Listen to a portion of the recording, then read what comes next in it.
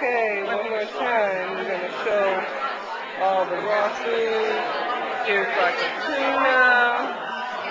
And then we have onion bread. That's yummy. And this just shows what you can do with cabbage. You can make sauerkraut. And then we go over here and you can just make some little yogurt. All this stuff. Yummy.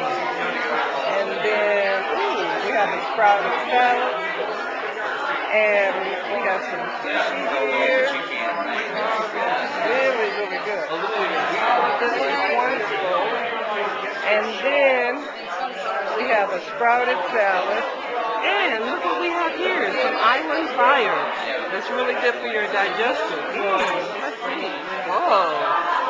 We can use that too. Okay. Alrighty. This is it for your raw barbecue.